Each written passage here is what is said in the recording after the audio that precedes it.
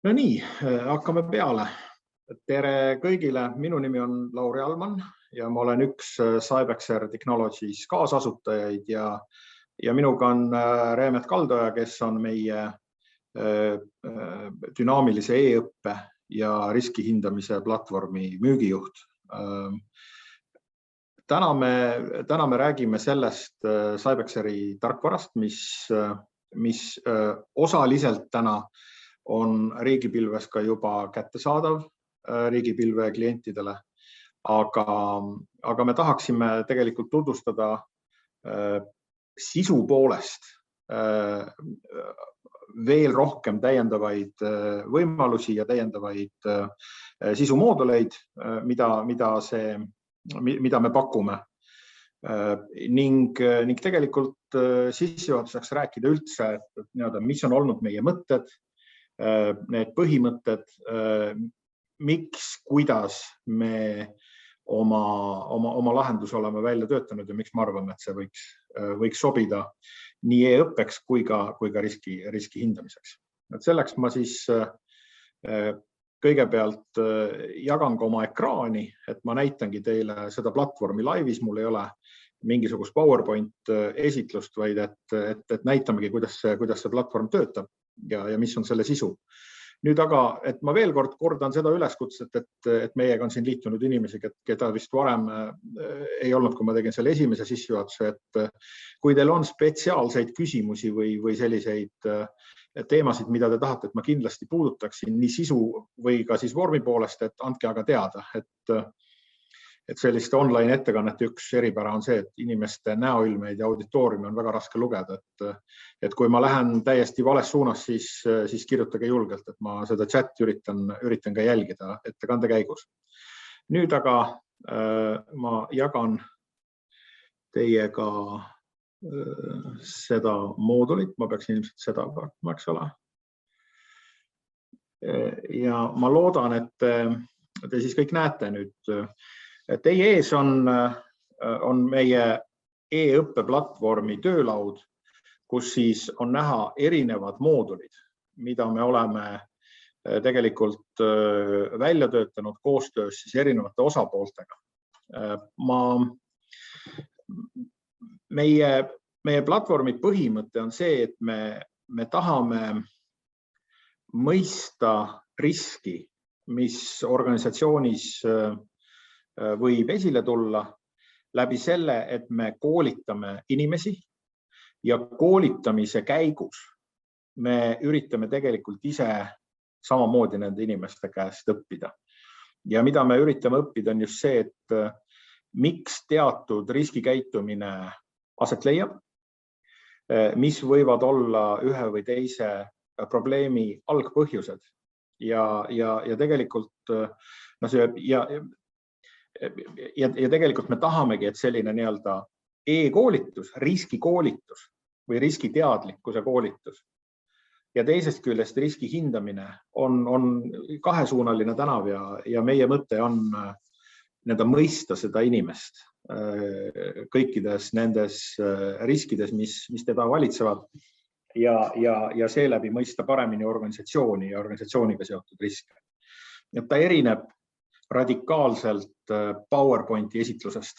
Et kui tavaliselt, ütleme, kas küberteadlikkuse või andmekaitse või korruptsioonivastasuse või sensitiivse info kasutamise või mis iganes sellised compliance stiili koolitused toimuvad tihti nii, et inimesi kogutakse klassiruumi, tuleb esineja, näitab PowerPointi, ütleb, mida tohib teha, mida ei tohi teha ja lahkub sellest klassiruumist, võib-olla julgemad küsivad mõned küsimused, võib-olla tekib ka isegi mingi väike diskussioon, aga tegelikult sellest üritusest ei pruugi jääda nii häid andmeid ja see inimeste kaasatuse tase on tegelikult madalav. Organisatsioonile, kes koolituse läbi viib, võib jääda mulje, et kõik on korras, linnuke on kirjas, koolitus on tehtud, aga riskid tegelikult jäävad mõistmata. Sellistel koolitustel tihti öeldakse ka sellist nagu väljendit, et inimene on kõige nõrgem lüli kõikvõimalike riskidega seoses, eriti ka küberriskiga seoses, meie sellega ei nõustu. Me ütleme, et inimesed võivad põhjustada küll palju kahju, aga tegelikult inimesed on kõige olulisem lüli organisatsiooni riskihalduses. Inimestega tuleb tegeleda, neid koolitades me peame neid mõistma ja tegelikult täpselt samamoodi korjama neilt tagasisidet. Ka halb tagasiside on oluline tagasiside. Ka see, kui inimesed tunnistavad, et nad teevad vigu, on oluline tagasiside. Me saame neid palju paremini seeläbi mõista. Meie portfellis on hästi palju erinevate organisatsiooni riskidega seotud koolitusi.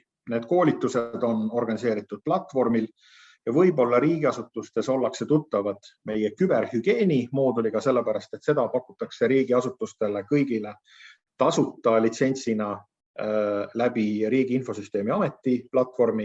Nii et kõik riigiasutused tegelikult küberhügieeni saavad kasutada ja ma teeksin siin ka reklaami, et meie küberhügieeni uus moodul kodus töötamisega kaasnevate riskide haldamise moodul, just nimelt küberriskide haldamisega seotud moodul on kohe välja tulemas, kui see juba pole välja tulnud, et julgustan kõiki seda kasutada.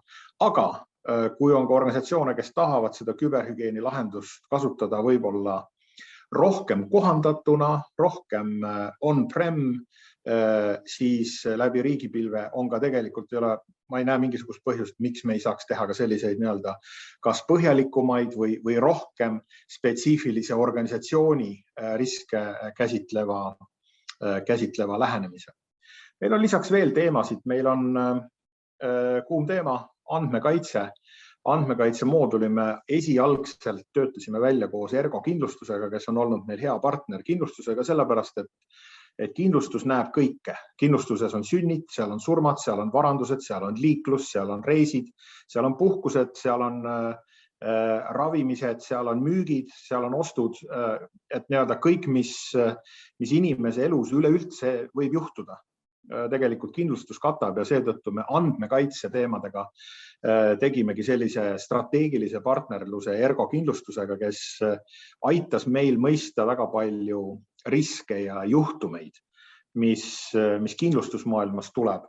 Aga andmekaitse on seotud ka riigiasutuste tööga, nii et tegelikult pakume ka andmekaitse moodulit riigiasutustele, aga eriti ka näiteks kohalikele omavalitsustele.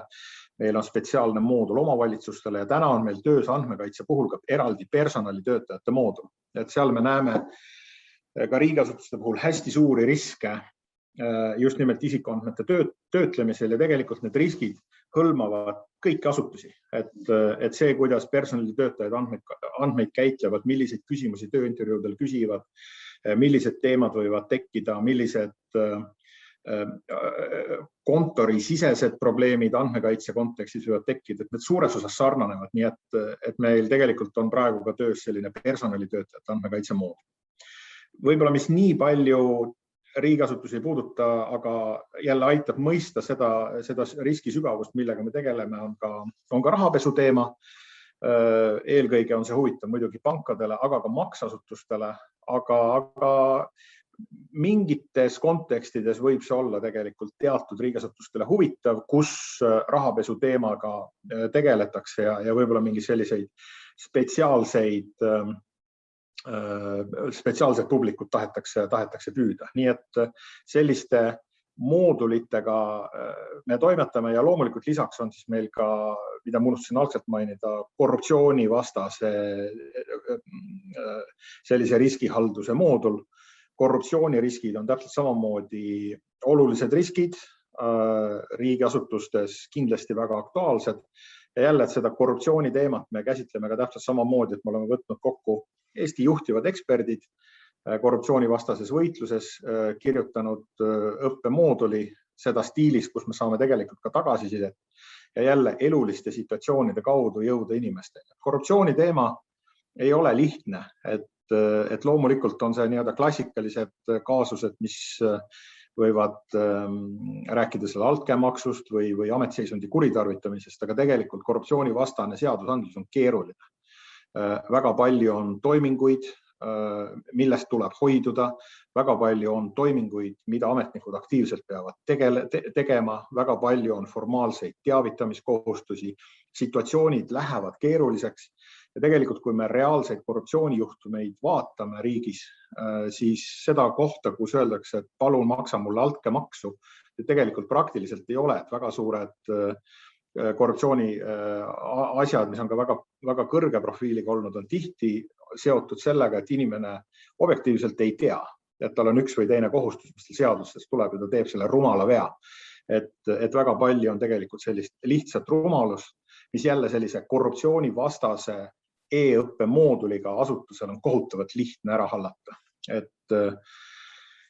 Et selline on see üldjoontes sissejuhatus. Ma räägin teile nüüd nendest põhimõtetest, ütleme vektoritest, kuidas me riski vaatame.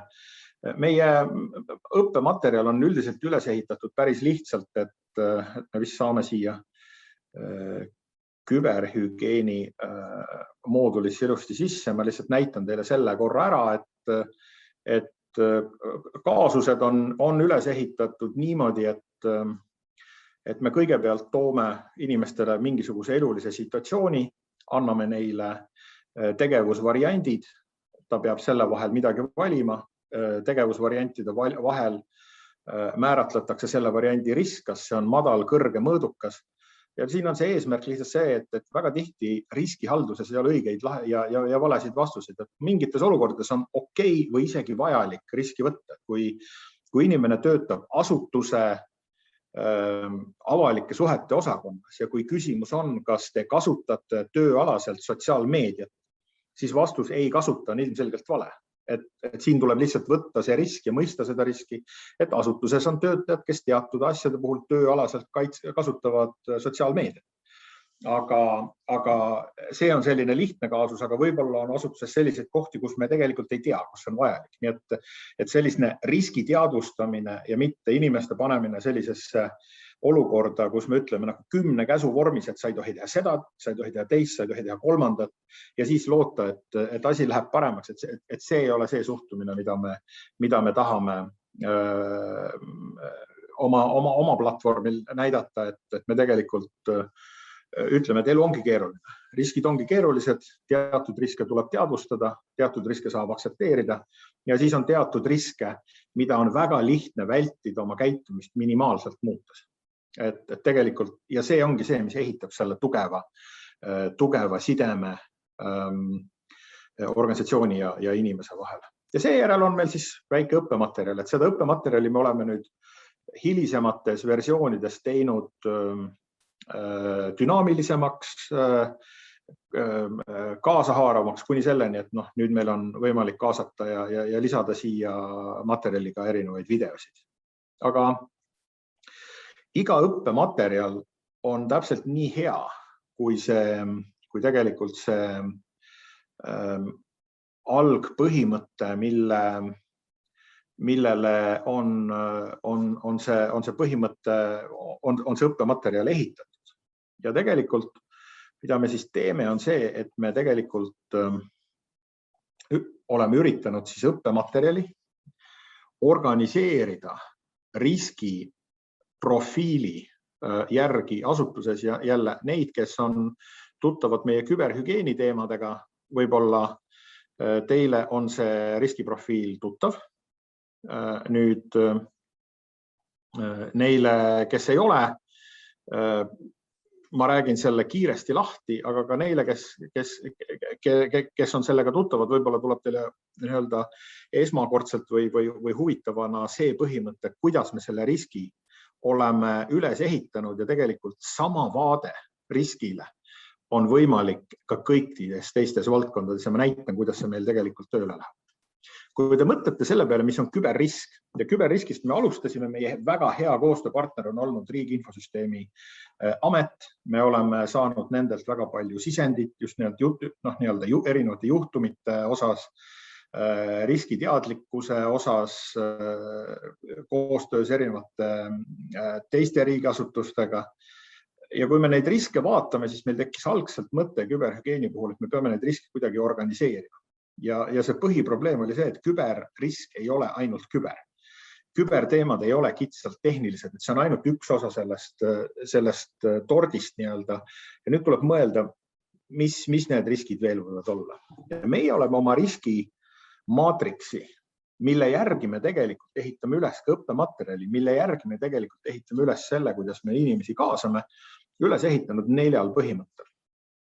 Ja kui te vaatate seda nii-öelda palli või ämblikku enda ees, siis tegelikult meie risk kübermaailmas jaguneb 4 ossa.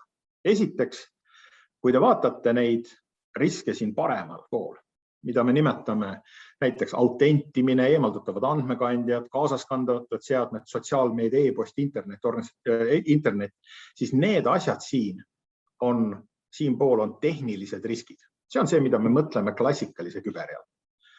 Vasakul pool siin on inimestega seotud, on mitte tehnilised riskid, sest see kübermaailm on tegelikult ka nii-öelda mitte ainult tehniline, nii et me jagame selle palli siin nii-öelda mõtteliselt 2, ühel pool on tehniline, teisel pool on mitte tehniline.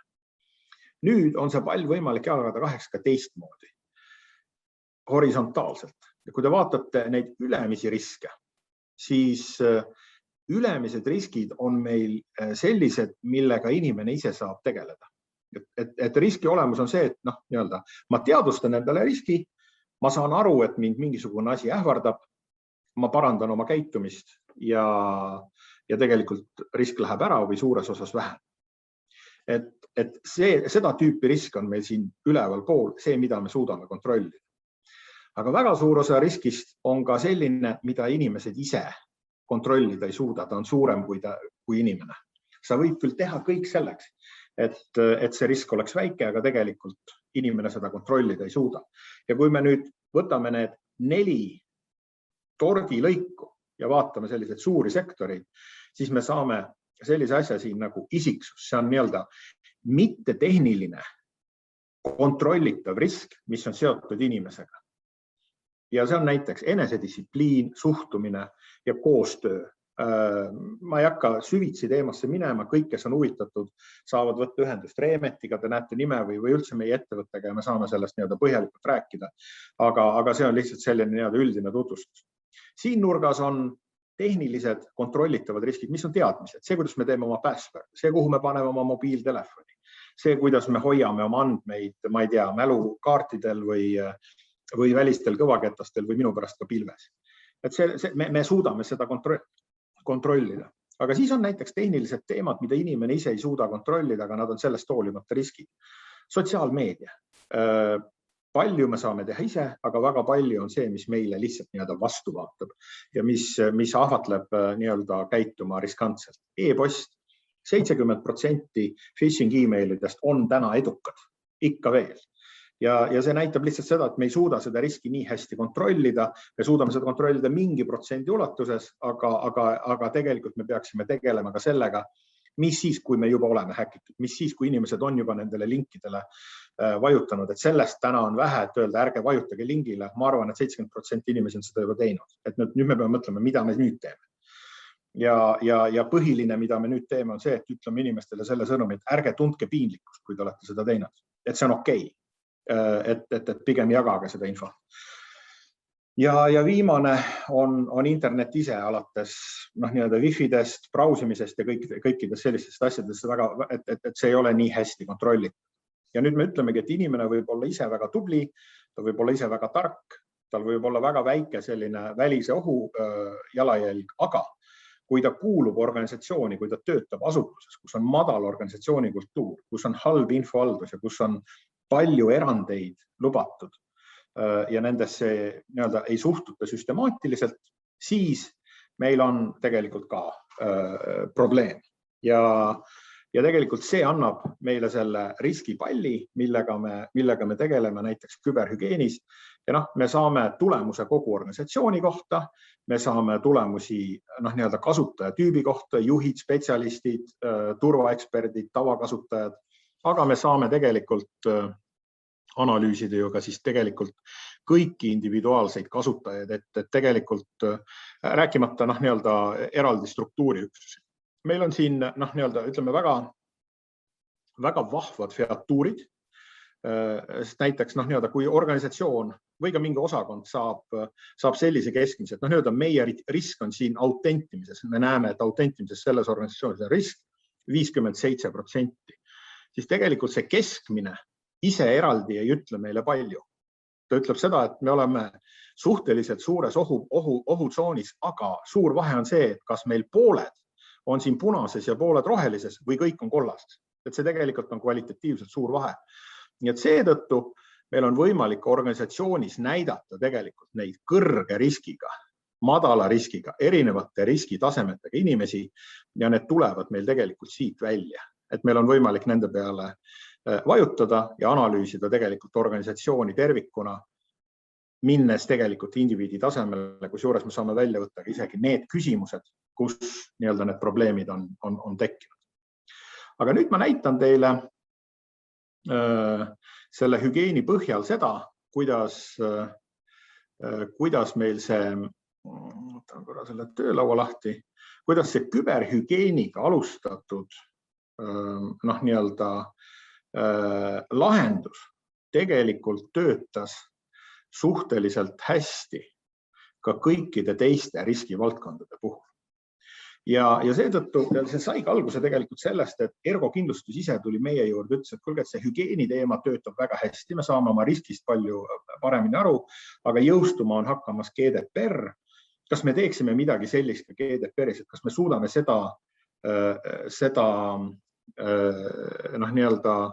kas me suudaksime seda lähenemist kasutada ka GDPR-i puhul. Ja me ütlesime, et me suudame. Et nüüd ma tegelikult kohe vaatan, et vabandust, ma läksin valesti. Ja me ütlesime, et me saaksime kindlasti seda teha. Ja tegime siis GDPR-i mõttes vastavalt, mul ei ole see GDPR-i radar siin kuidagi käinud.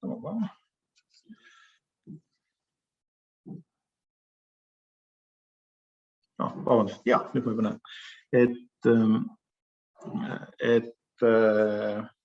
et see on tegelikult, et sama lähenemine on siis võimalik ka isikuandmete puhul. Ja siin täpselt samamoodi.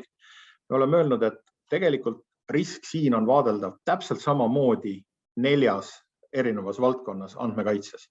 On asjad, mis on andmekaitse tehnilised ja need on meil täpselt samamoodi paremal. On asjad, mis on mitte tehnilised, aga siiski väga olulised.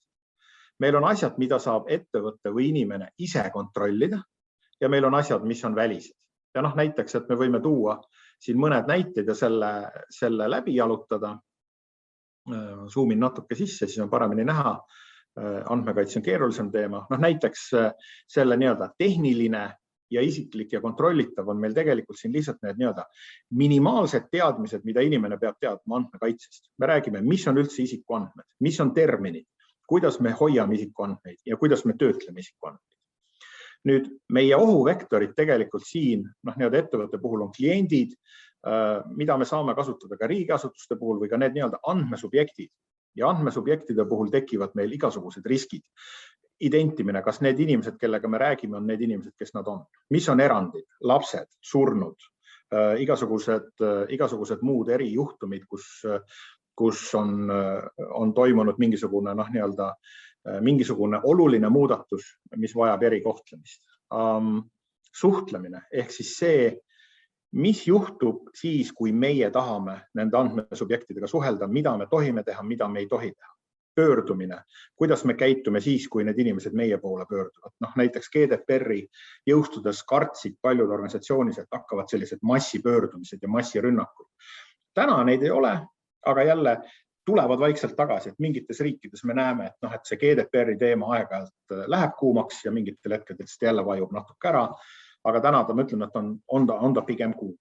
Samamoodi see ettevõtte organisatsioon, et kuhu me kuulume. Me räägime siin partneritest, järelevalvest, erisustest ja ka grupi tasandist, ehk siis kui see ettevõtte või asutus kuulub mingisse suuremasse struktuuri, et näiteks hallatavad asutused, asutus ja tema kohalikud struktuuriüksused, et tegelikult riigiasutuste tasemel meil moodustuvad ka grupid, kuidas andmed grupi siseselt rändavad, kuidas neid kasutatakse jälle suur teema. Eriti siis muidugi, kui osa andmeid pärineb ka välismaalt. Ja see viimane osa, mis see isiksus ongi meil tegelikult seotud nüüd personaliga. Siin on meil Iseenesest on jälle samu teemasid nagu suhtumine, me alati mõõdame, kuidas inimene suhtub sellesse testi ja sellesse teemasse, et see on hästi oluline veel telg. Kuidas siin me mõõdame tegelikult tema sellist riskiastet selles osas, mis puudutab raporteerimist ja siin ma vaatan, et siin on üks chati ja siin on, võtan kohe selle ja siis väga oluline on see osale. Nimelt, et kui me anname siin inimesele võimaluse, mida me hügieenis ei ole teinud, aga ka uutes versioonides rakendame, et osale me anname inimesele võimaluse saata meile sõnum öelda, et mis on oluline GDPR-i teema, mida te tegelikult tahate. Nüüd natuke laiem küsimus, aga UK-s on erasektori teenuse pakkumise avaliku sektori üldiselt peab ostma cyber liability insurance, Eestis halvasti reguleeritud. Kas te olete RIA-ga tuttav? Oleme tuttav. Väga hea küsimus. Tegelikult cyber liability insurance on kohutavalt huvitav teema. Me tahame sellega tegeleda ja tegeleme ka kindlustustega koos.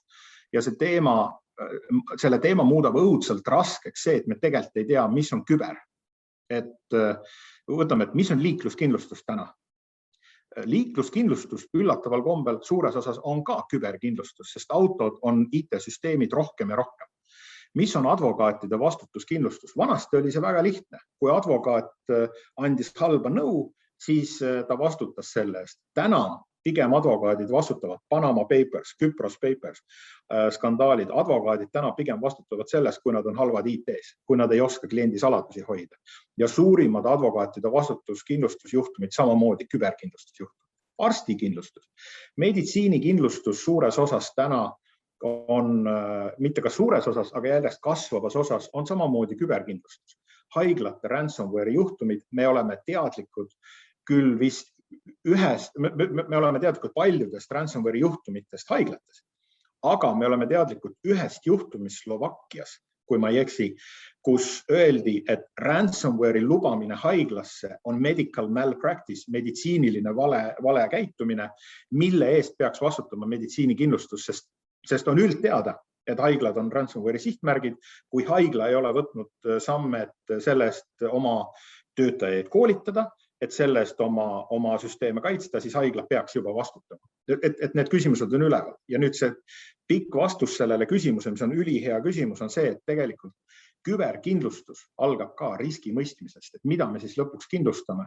Ja nüüd üks teema, mida me oleme ka RIA-ga arutanud ja tegelikult ka kindlustusettevõtetega ongi see, et kindlustusfirma võiks järjest rohkem julgustada ka just seda, et tehakse küberhügieeni, et inimesed teeksid, et me tegelikult väga suur osa riskist on seotud selle sama individuaalse kasutajaga ja seda individuaalse kasutajast tulenevat riski me peame üritama mõista. Et täna ei piisa enam sellest, et me teeme talle selle PowerPointi. Aga see risk on igal pool mujal ka, et samasugune risk on samamoodi andmekaitses. Et see andmekaitse mooduli launch oli meil hästi huvitav, sest oli täiesti uus teema. No küber on mõnes mõttes vana teema. Andmekaitse on uus teema ja kui me ta seal esimeste klientide juures lahti lasime ja tuli seda esimest tagasisidet, sest meie süsteem on nii üles ehitatud, et iga õppemooduli kohta te saate teha saab kasutaja anda ka tagasisidet, vaielda, anda uut infot, see oli kohutavalt väärtuslik.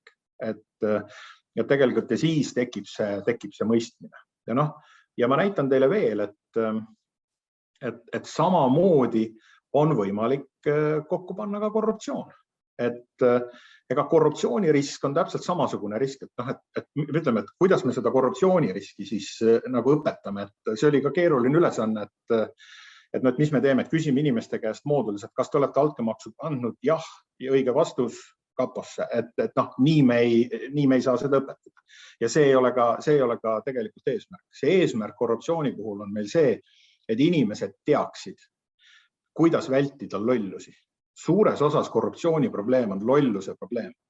Suures osas varjamised on tulnud lollustest, seaduste mitte tundmisest. Seadused on keerulised, aga kui inimesed on ignorantsed, siis nad tegelikult hakkavad tegema rumalaid vigu. Ja selle korruptsiooniriski me saame täpselt samamoodi ära kaardistada sellel samal riskimaatriksil. Nii et näiteks me räägime jälle tehnilised teemad, mittetehnilised teemad. Asjad, mida me saame kontrollida, asjad, mida me nii hästi ei saa kontrollida. Mittetehniline isiklik teema, kuidas sa suhtud korruptsiooni, üldiselt siin tavaliselt nii-öelda suuremaid probleeme ei ole kunagi, et mingisuguseid, aga me küsime näiteks teatud kontrollküsimusi siin, mis võivad meile anda riski seisukohalt ikkagi päris olulist küsimust. Et pigem jälle, mis see siis ikka on ja nii edasi. Siis on meil selline osale jälle, et kui inimesel endal on küsimus, siis ta võib selle küsimuse välja tuua ja näita, näiteks, et ma vaatan, et kas meil siin kuskil mingisuguseid kõrge riskiga küsimus on. Üks inimene on esitanud meile küsimuse, mis on keskmise tähtsusega riskitasemega, ütleb, ma tahan teada seda. Ja see võimaldab meil tegelikult teha järgmise aasta mooduleid. Kõrvaltöö, inimesed ei tegutse ainult organisatsioonis, see on selline organisatsiooni ja inimese vaheline asi täpselt siin keskel. See on ka oluline, et kuidas ma siis seda korraldan, et mida ma tohin teha, mida ma ei tohi. Aga jälle põhimõistetest me räägime siin, kes üldse on ametiisik, kas nii-öelda kunstnik, kes maalib linna tänaval linna poolt tellitud reklaami vanalinna päevadest ja otsustab sinna maalile maalida sõbra poolt antud õllepudeli.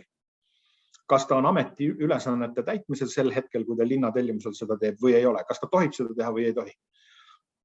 Õige vastus on, et ei tohi ja ta on ametiisik, ütlen ma muu hulgas. Aga põhimõtteliselt, et selliseid me oleme üritanud võtta selliseid nii-öelda elulisi kaasusi.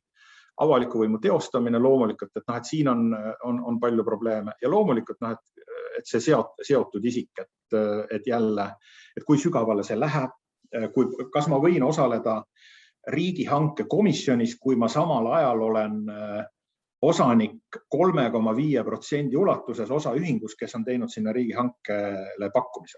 Ja õige vastus muide on jah, võite.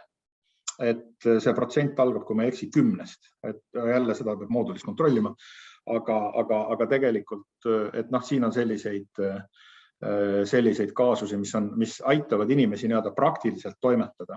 Ohuolukorrad, huvide konflikt, altkäemaks, erinevad sellised salajased vormid sellel, ohtlikud suhted. Tegelikult me üritame siin ka inimesi aidata sellistest nagu ebamugavatest olukordadest välja tulla. Näiteks, et kui tuleb mingisugune klient, kes on, või ütleme ka tarnija, kes läheb, ütleme selliseks väga familiaarseks, kuidas milliseid lauseid kasutada, kuidas see on viisakas. Inimesed väga tihti, me oleme korruptsioonikaasustest ka näinud, on tegelikult see, et eriti kui on tegemist mingite kuriteo matkimistega, et väga tihti üritatakse seda ametnikku suruda, seda kuritegu tegema ja siis inimesed tihti ei ole halvad. Nad ei olegi sündinud kurjategijad, aga väga tihti jääb puudu sotsiaalsetest oskustest viisakalt ei öelda. Ja mingis olukorras tundub, et hea küll, et ta tõi mulle selle kommikarbi, et ma võtan selle vastu, et ma ei oska talle kuidagi ära öelda viisakalt, et äkki solvub. Ja et sellest on siis saanud algusega mingisugused juhtumid, et me kasutame sellist hästi palju elulist, me kasutame neid inimesi, kes on ka ise natuke hätta jäänud ja mingeid rumalaid vigu teinud, aga samas me kasutame nii advokaatide kui ka prokuröride poolt välja toodud selliseid praktilise elu kaasusid. Ja lõppu siia organisatsiooni alla jääb siis kõikvõimalik ametitegevus alates riigihangetest kuni poliitikute ja poliitika toetamiseni. Nii et mida ma tahtsin rääkida, tegelikult ma lõpetan selle share'imise ja siis jätan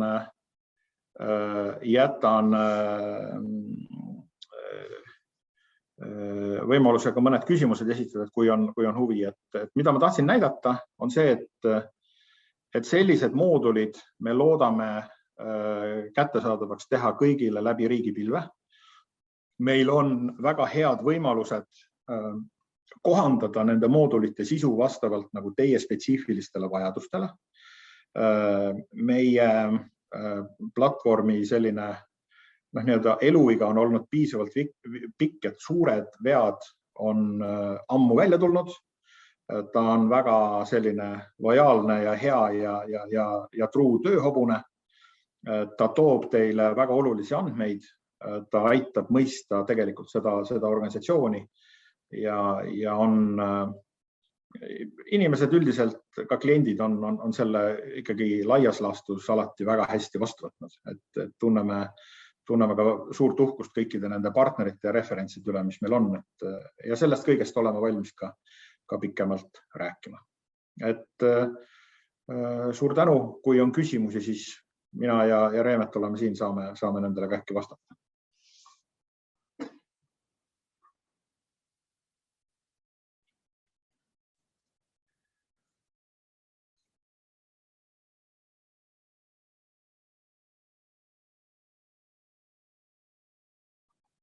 Otseselt vist suuri küsimusi ei ole. Nii et kui küsimusi ei ole, siis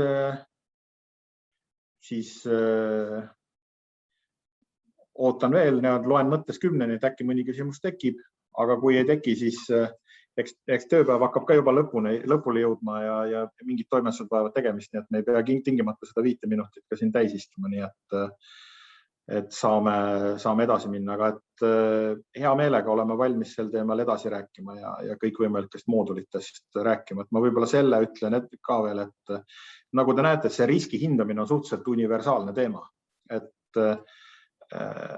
Ja väga paljudel asutustel on spetsiifilisi riske, aga see mudel kohaldub ka väga spetsiifilistesse teemadesse. Näiteks me oleme koostöös Riigi Metsamajandamise Keskusega teinud metsamooduli. Me oleme koos Riigi Kantseleiga lisaks teinud veel desinformatsiooni mooduli. Täna räägitakse COVID moodulist, aga ma ei ole väga kindel, et me sellega kaugele jõuame, aga kõiksugused riskid on suhteliselt hästi ka hallatavad niimoodi, et kui teil on mingisugune kindel teema, millest te tahate rääkida, siis saab selle pinnal kindlasti teha ka sellise erimooduli, et see lähenemine kindlasti toetab seda. Aga kui rohkem küsimusi ei ole, siis mina ütlen aitäh ja jään lootma, et teil saab olema selle mooduliga huvitav. Suur tänu!